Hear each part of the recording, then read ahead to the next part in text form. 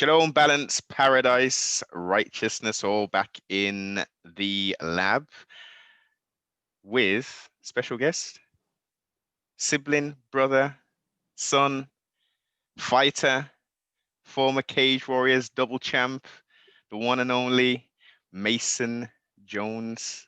Welcome. Thank you, boys, for having me on. And don't forget the dragon. Do you mean you got to remember the dragon part? That's key. Yeah, the dragon. Oh yes, let's rewind that. Mason the Dragon Jones, representing Yeah, that sounds Wales. so much better. So much better. Yeah, it's got a nice little ring to it, man. It's definitely got a nice little ring to it. I totally forgot that. Apologies, humble apologies for that, sir. Mate, when I first went to my team and we talked about it, and I said I was going with that. Because I sort of went a different route where I didn't come up through an MMA gym. I sort of picked my own coaches and sort of built a team around me. And I said, I'm running with this. There was some weird looks and some people were like, are you sure? And I said, look, it doesn't matter about the Cage Warriors or the local scene. I said, when we get the UFC, I said, it'll fit in well. The Americans will love it.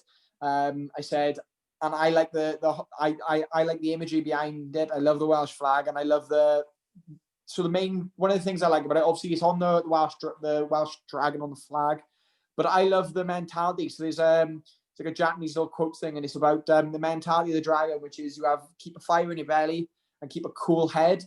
And I've always loved that. So it was one of my first tattoos on my hand, up to my arm, and it's something that I try and live my life by. So keep a cool head, because I'm a bit of a loose cannon sometimes, so I try and keep things contained and be a good boy. Definitely, and you clearly have that Welsh heart and spirit, clearly in the name, and you've got it, inked into your arm, into your body now. So, Yeah, if people didn't know that you're representing Wales, then they're gonna know real soon. 100%. So, with this, as I lovingly refer it to as with the zombie apocalypse, which has been plaguing the whole world since March. I think we'll start there, and we'll jump in the DeLorean and then jump back in time and go there. But let's talk about this strange 2020, man. How has this been for you? The year of the dragon this year, boys. The year of the dragon. Yeah. So I've had a brilliant year, to be fair. I fought in March. The day I fought for the lightweight title was the day COVID, obviously, the COVID lockdown went into place. And to be brutally honest, I wouldn't have fought for the lightweight world championships if COVID hadn't happened. I was meant to be fighting an Italian called Danilo Belladio, who had medical issues. I didn't ask for details, but I'm pretty sure they were COVID related, which ended up happening because my opponent, Joe McColgan, his opponent pulled out due to COVID. We ended up getting matched. I got matched with another boy first, but he'd already had medical issues. So it ended up working out in my favor, because they said, if you're going to fight Joe, we'll put a belt on the line. Obviously, that gave me the opportunity then to challenge for the champ status. And one, I had some crazy. I got to get into a crazy good fight with Adam Proctor, who I went to war with. And two, I made myself look good on national TV and got my UFC contract. Well, and three, I set a legacy for the third person ever to do the champ status. Because not so much that it's hard to do. Like, obviously, a lot of people are scared to go up weights. I'm Welsh. I mean, I love to go to war, so there's never an issue with that. But it was the main thing is you're tying up two divisions. So Cage Warriors frown upon it, because if they've got one champion at two weights, then they can only fight and defend one belt. So and especially when it comes to injuries and stuff, it just slows down two divisions. So it's sort of. They were happy because of the opportunity it presented itself, and they wanted someone to headline the card. And they knew if they put me on that card, I would put on a good show, which I think I did. So it made everyone's night, and at the end of the day, it cemented my history, and it gave me this wonderful opportunity, and I've just got to keep running with it now. Definitely. I mean, it was at very early stages when that whole kerfuffle took place, and UFC was there at the same time. It was trying to get fighters on that card and all that kind of stuff. Yeah. I guess for your preparation wise, because nothing really had really hit the UK and Wales at at that particular As point. of So yeah. you wasn't, I mean, you guys wasn't really affected in regards to your preparation for the fight. It was just coming up to it. It was just the opponents were potentially changing and stuff. Yeah, and it was just more so like we knew with it, obviously Italy was obviously they had the problem with it in China first, and then obviously the Italians were starting to be hit quite hard. So we were literally my coach was messaging the matchmaker for Cage Warriors quite a lot, saying, "Look, this is going to be an issue. You guys on top of it," and they were like, "Yeah, of course we are. But there's nothing we can do until it becomes an issue. We'll sort it." And to be fair, Cage Warriors, as professional as they are, they get things done. You know what I mean? Like, I don't think they've ever they've ever let me down on that side of things. They always get the job done for me, and allow me to get the job done. So yeah, everything worked out spectacularly. Like I remember my coach turning around to me at one point and said, "You made such a smart decision turning pro when you did and going on the run you did when you did, because if I'd been in a different position, like a lot of my friends who were coming through, like Ben Ellis is a good one. Ben Ellis was meant to fight on a Cage Warriors Academy card. Literally, God, maybe a week or two after mine in March. I think it was a week, and that got cancelled because obviously everything apart from Cage Warriors got cancelled. Yeah. And then he was meant to be fighting on the other Cage Warriors card that I fought on it against Adam Proctor on the trilogy, and his opponent didn't turn up to the venue, and sprouted something about his coach him not being able to get a coach down with him, which I thought was a bit of a Excuse. bit of a coward move, to be honest. Do you know what I mean? Like I definitely turn up to fight without my coaches. Do you know what I mean? Like my coaches give me a 100% boost, and it'd be hard without them. It'd be a nightmare, to be honest. I'd probably forget my gloves, but I'd still get it done. Do you know what I mean?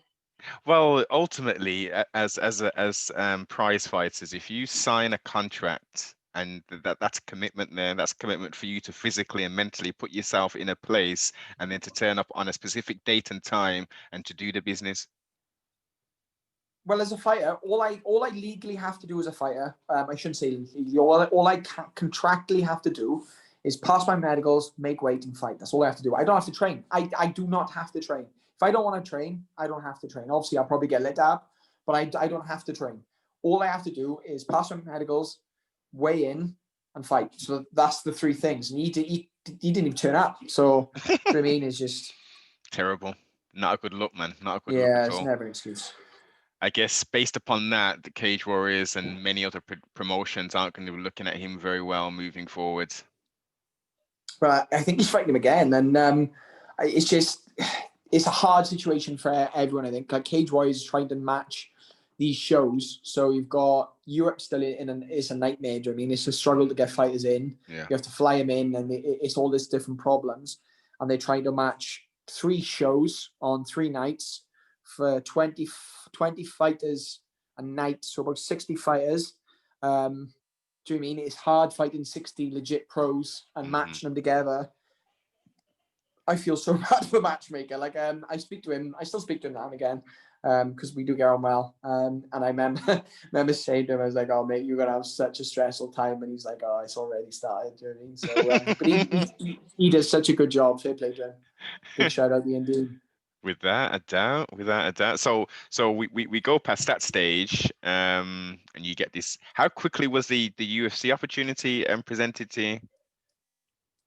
Well, it was a little bit of a delay. I went back into the gym on Monday. So after that fight, I walked out and I said to my manager, I said to the matchmaker first, I said, "Thank you for your help." I said, "All the work you've done and the way you've matched me." I said, you molded me so well. I said, "But I never want to get matched on the Cage Warriors card." And I remember he laughed and he said, "Mate," he said, I'm never going to match you again." He said, "UFC will definitely snap you up." And I see my manager and I said, "Get me signed." And he just burst out laughing. He was like, "I'll try my best." He said, "I don't think there'll be a problem." And then I did the whole call out for UFC, which my manager kicked off on me about afterwards because he said I could have held out for a little bit more money if I hadn't have done it. But I don't really care about the money. Do you know what I mean? Like the money will come. I just want to get in there and start fighting people. Like I'm not one of them people who's going to be my goal is to get UFC. Like that's never a goal for me. Like getting to UFC's always been an inevitability for me. Like it's always going to happen. Like I know my worth. I know how good I am, and I know the level I fight at. And I don't like the way I've always said it. Like I've never fought in cage warriors to my full ability because I've never been pushed to that point. Like I'm a weird fighter where if I don't have people who don't push me, I make silly mistakes because I just walk through things where there's no risk. Whereas if someone can tag, I'm more wary of it and I stay out of the way. So like, let me give you a good example. So the Adam Proctor fight, I was walking through his shots because I knew he didn't have the power to The knock me power. out, and Yeah. I knew that I could just corner him, and I knew I'd finish him, which I did. Donald Esme, I fought. I was so wary of how strong he was that I didn't let him touch me, and he didn't land very much a punch on me clean for the entire fight. Everything he caught me on was at the end of his extension, so there was no power there, and I lit him up for the three rounds. So when you say, are you basically saying that unless your opponent pushes you, you know, you're just going to be in kind of third, fourth gear kind of thing?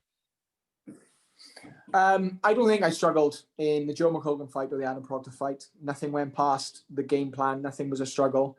Obviously, I put a good performance on, but I remember the Adam Proctor fight. Like the main reason I finished Adam in the first round, generally the main reason was I had just dropped him with a jab and I started putting pressure on, and he did a very, very good job of getting back to his feet. Then we had another couple of exchanges and he hit that very good takedown where he managed to penetrate, and I got straight back to my feet, run the cage, split out and circled around, and I could see him. That was the last sort of straw for him, I think, before his spirit started to flag, because I'd already dropped him, so he already felt the power in my hands and I was hitting him and he didn't like it. He had this whole game plan in his head where he's going to knock me out, and if he couldn't knock me out, he was going to take me down, and there was no way I could handle it. And literally he took me down, and it like there wasn't a struggle for me to get back up. Like I was gone. I was straight out and underneath him. I was gone. Like he didn't have a chance to put his weight on me properly. And you could see him sort of like, I felt it in there where he just sort of deflated a little bit. But then I was quite keen because I put this performance on. I put this pace on. And I knew that there was 5 rounds. So I was like, look, don't do what you've done previously, like the Alexi Mankiwi fight where I went a bit gun-ho looking for that finish and I chased it. I was like, just wait for it and it'll come. Same as I did with the Joe McColgan fight. I knew if I wait for it, it'll come. So I sort of went ease out. and this is the reason I finished in the first round. His corner went, look, he's flying, he's tired. And I was like, look, I can't let him know. I can't let him think I'm tired now, because I wasn't tired. I'm just like, look, it's going to be a long run. Pace yourself now. Don't get into a gunfight with him because you don't want to give him the opportunity. So I was like, look, ease it out. I'll pick him up for a little bit. And I remember him saying, oh, he's tired. So I was like, oh. So pushed back in, and then that was when I jab, slip, cross, slip, left hook, and I remember his legs going from under him, and I closed and caught his feet. And I remember looking into his eyes and just seeing his eyes spin in his head, and I knew he was done. So that was just pressure, pass, hooks in, drop some shots, and then finish him. He was academic at that point, as you say. He was pretty much mentally broken at that point. His game plan. Do you think he had a plan C? No, I don't think anyone has a plan C against me. They just, which I find silly, because I always make multiple plans up against people, and we had different routes for when he came out. To be fair, so when he agreed so quickly to take this fight, my coaches turned around. So one of my coaches is my ex-judo coach, and he was the national Welsh coach, and he's an ex-GB fighter. He's won the world championships in judo. Like, judo's legit. So think cycling, how professional cycling is, and how much money is in there. And judo is as big, if not bigger, than cycling in certain countries. So like France, there's 2,000 judo clubs. Is massive. Wow. So there's not as much money in it with the GD circuit, but it is a serious game. Like I struggled in judo for years.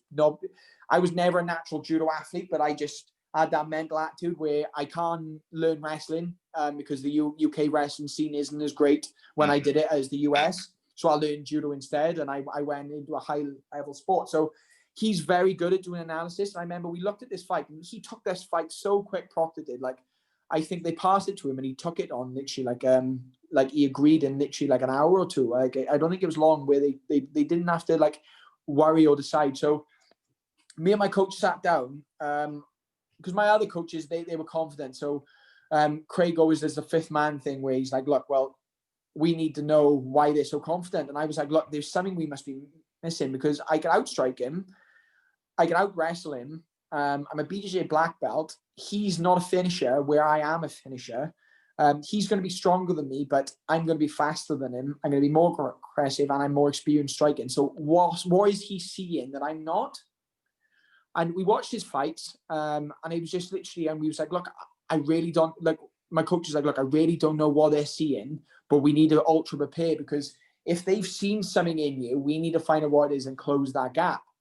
So if he'd come out orthodox, I was going to wait and start picking his calf up a little bit and pick him up. But as soon as he switched southpaw, like, I spar with Jamie Cox. So do you boys follow boxing at all? Yeah. So Jamie Cox, massive power puncher. Dangerous guy. I spar with him a lot. Me and Jamie get on really well. He's got a brilliant mentality, and he's one of them boys. We'll duke it out for I don't know how many rounds, and we'll go. And like, I know he's not going to hurt me or injure me. I know, like, if something catches me, I know he's always going to look out for me in there. And we do push each other really well. So like, he likes sparring. He's told me he likes sparring me, and I like sparring him. So we get a lot of good stuff in. So as soon as Proctor came out southpaw, I was like, well, here we go. And I was straight on top of him, and I flustered him a lot. He had this game plan, I think, where he was going to throw his front leg kick high and hit me with a high head kick. But because I was pressuring around his back leg high to my head, because I was pressuring around his front leg, the angle wasn't there, and you could see he just he couldn't adapt to it. So he tried switching back, and I was just in on his chest, putting pressure on him, and he just crumbled. He was well too prepared, man. Well too prepared. And being the stronger fighter, what do you put that down to? Him not being able to take your punches? I've been doing martial arts since I was 5. I think he started when he was 13. I've pro boxed for 2 years, and I spent a lot of time learning how just to knock people out. A lot of time. Like, and again, I don't think he's sparring with the same quality boys I am. I'm sparring with boys like Jamie Cox and getting into wars.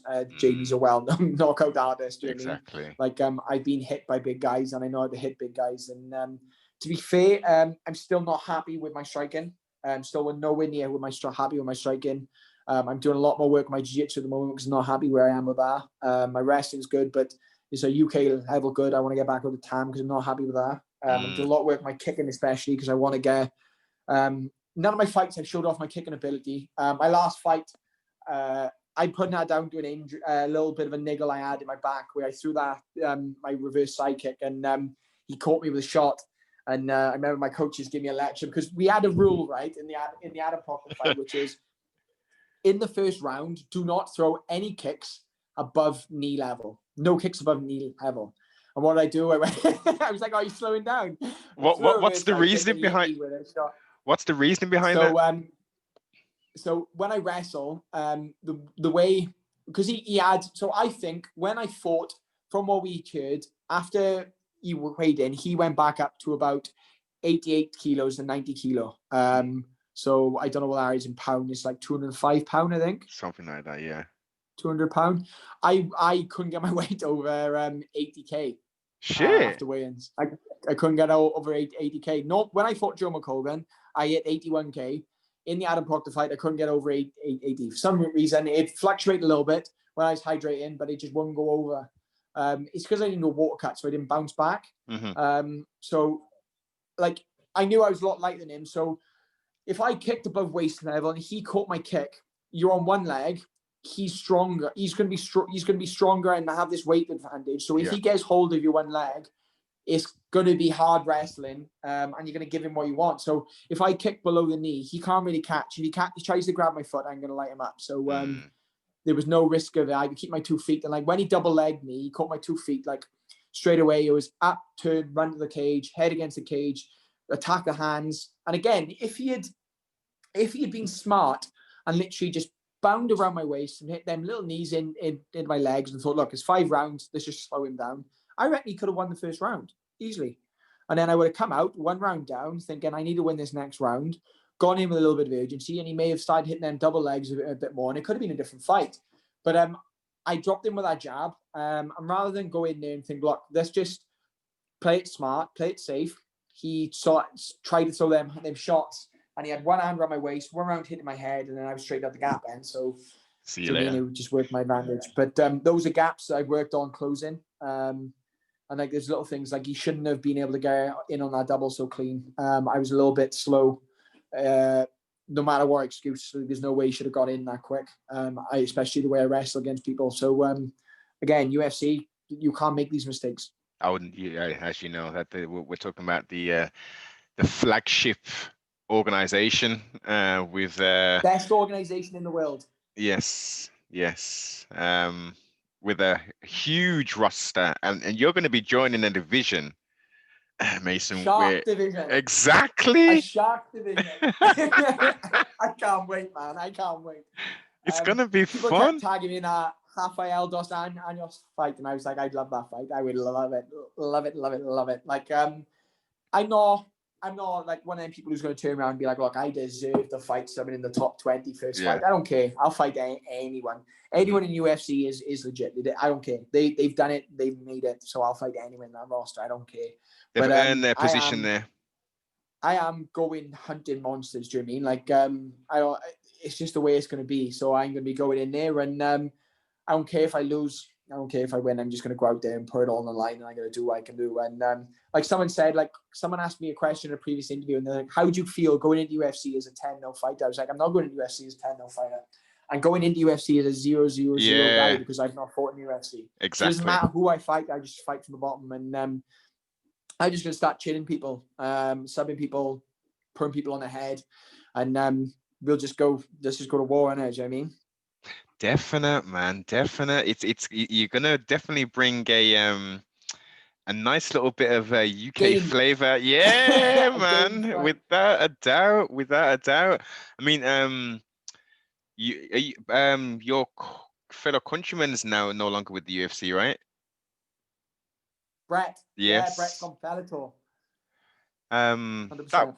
That was disappointing. I mean, he had his ups and downs and stuff, but obviously, I don't know exactly what the whole full picture is. And was that it would have been nice to see him have another couple matches there.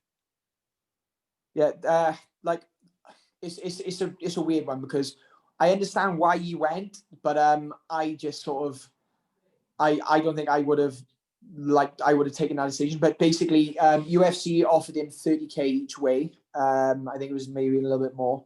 And Bellator doubled his money. So they said, we'll offer you 60 each way. If UFC go 30 each way, we'll go 60 each way.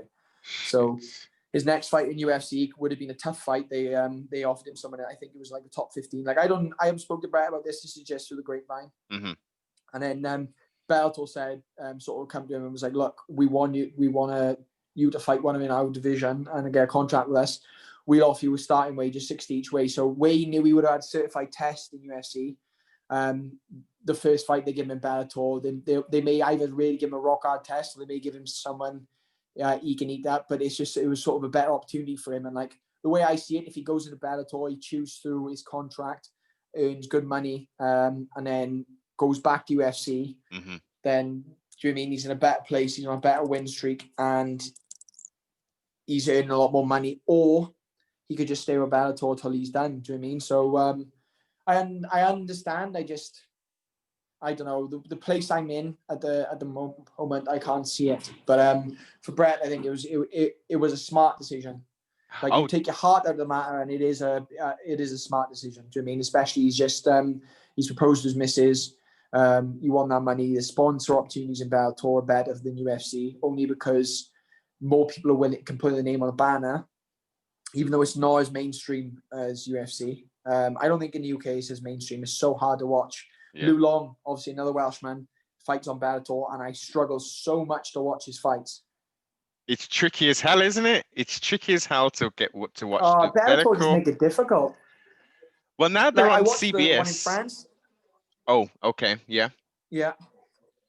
Go on, sorry. I'm obviously UK in there, so they put it on like a UK channel, which was really easily accessible. It's like I think it was like Channel 5. Channel 5 it was on, yeah. Which is accessible in the UK. But I just thought Bellator was just poorly run in that show. Like the whole setup was just poor. Like the thing where they kept cutting the guy's mic off. Yeah. They kept showing like an empty cage all the time.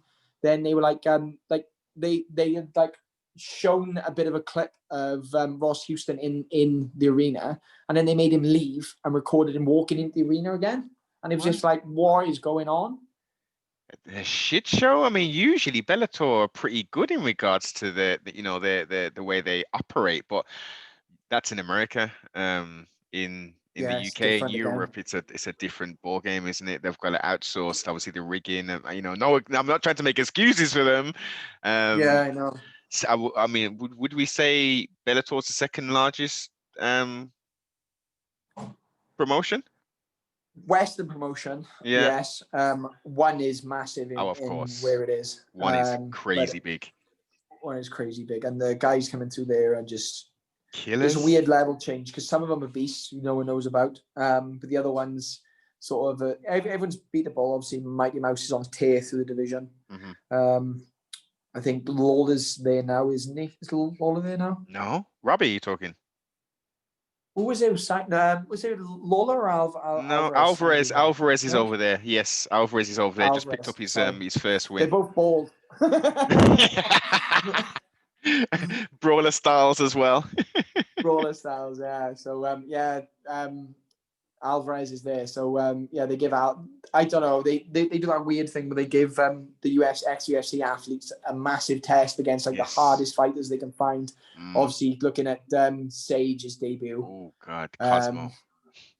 Oh my God, Cosmo at what was basically middleweight. Yeah. And Sage is a lovely guy, but like Sage was eating all you can eat Korean food to keep his like Korean barbecue to keep his weight above 170. Shit.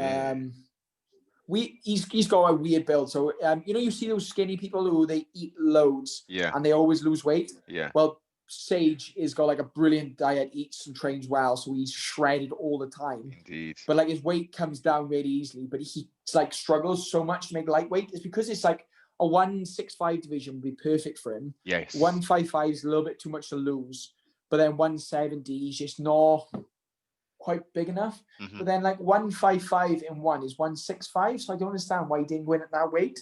I think because he was like, I'm gonna have to cut a little bit of water to make 165. I'll just go up again, and it was just sort of like, do you mean he fought a guy who is an absolute animal? Yeah.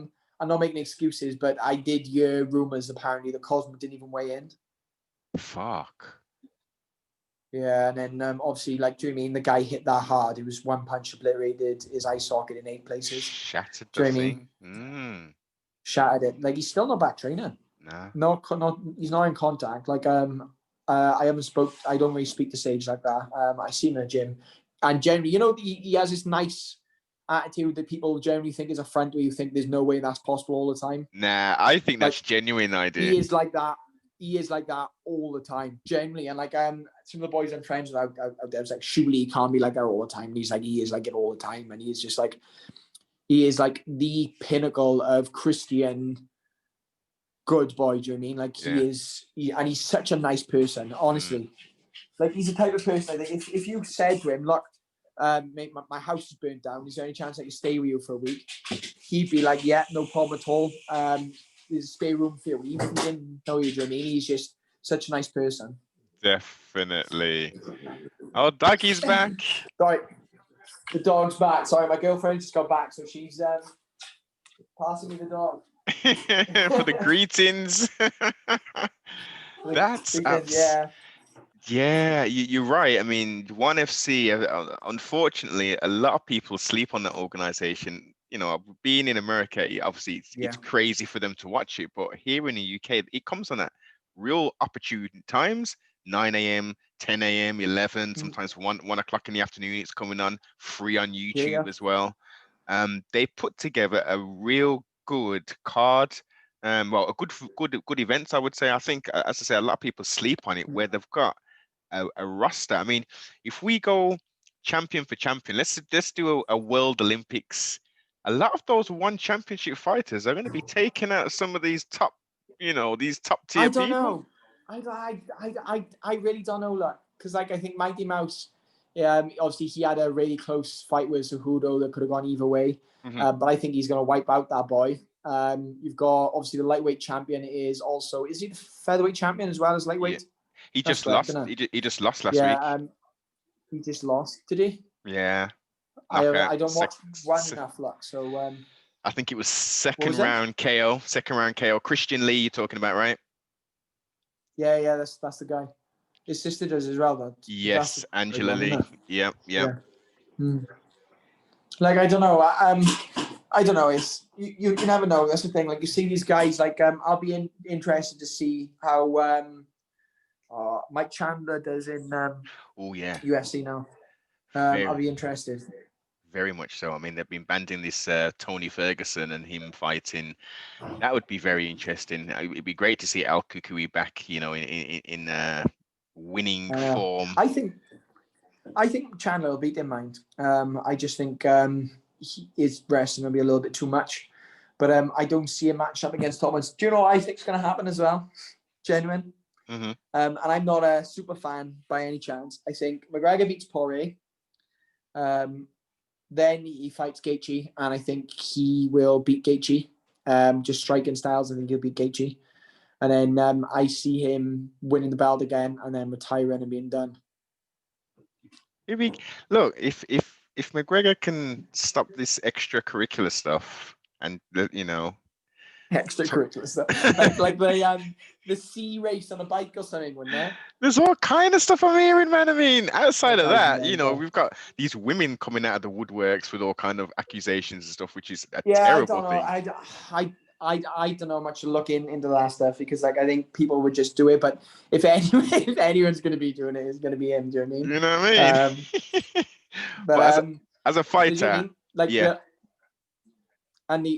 the other side of things, like his whiskey company is on a. Do you know what I mean? Like it's still one of the highest grossing whiskey companies in Ireland. You got August by McGregor. I think they've disclosed earnings of over 718 million do you know what I mean, this year.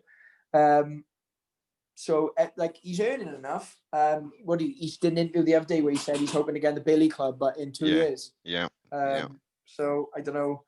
I always think that when he comes back to fight, he's trying to market something. So it wouldn't surprise me if he starts another company. Well, because obviously with the Habib fight, he's heavily. He's also say he's been heavily promoting that Proper 12 all over Bellator. That's been in the center of the ring a lot of times. Yeah, obviously Kavanagh is tied closely in with Bellator. That's why most of Kavanagh's fighters now go through Bellator. But it was like when he fought Habib, like a lot of people said he didn't even train for that fight properly. But which I thought was such a full move. Do you know what I mean? You're fighting the best in the world. You should be prepared.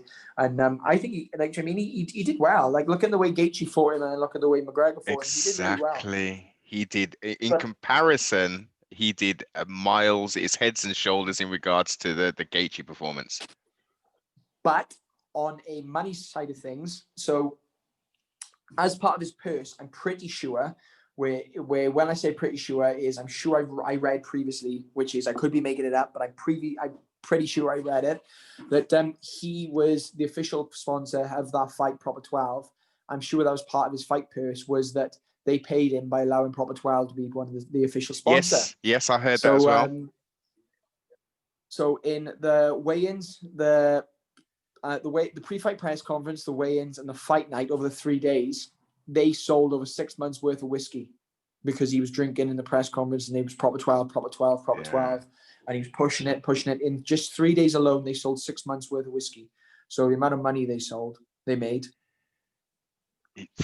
Money talks. I mean, he's created a legacy. He doesn't necessarily need to fight anymore. It would be great to see him fight. It would have been great to see after the Cowboy fight, for him to fight 3 months later, like he was talking. But obviously, this zombie apocalypse has taken place, and zombie apocalypse. Dana White's like, look, if we want McGregor in, we want to have a live gate and stuff, which is understandable. Well, it could be Texas because Texas allowing gates, but I think it'll be Vegas, to be honest. Mm-hmm. Fight capital.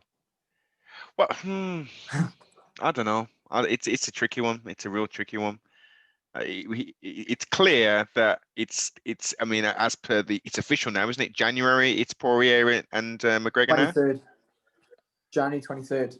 So that's why that card sounds. Do you know what I mean? It sounds good. Exactly. I'd love to be on that card. it works good for me because like I love Christmas, but like, do you know what I mean? Like, this is what I do. So I'm just gonna train through. Like, I think I've been dieting now since 2 weeks after the Joe McColgan fight. Like, obviously I dieted leading up to that fight, so I dieted from January through to March. Then I had 2 weeks off, and I've been dieting since then. I haven't had time off since March off the diet. So like, my weight's good. I feel good. My running's a little bit slow now. I need to pick my runs back up, but we had a sort of a down 2 weeks where they wanted me to cool down a little bit and take it down a little notch. Work with a physio, just make sure everything's working smoothly, keep the engine running. Yeah. And then I'll start picking it back up now, ready to peak, ready for December, January time. So what kind of weight are we cutting down to make 155? Did I say my weight? You tell me. I mean, you can say an approximation, and I obviously, say my weight then, I know it's a touchy subject for you fighters and stuff. Like, so to be fair, you need to be sitting. The way I like to sit, like I like to sit. If I'm fight ready and I know I can make a cut, I like to sit below 83. Like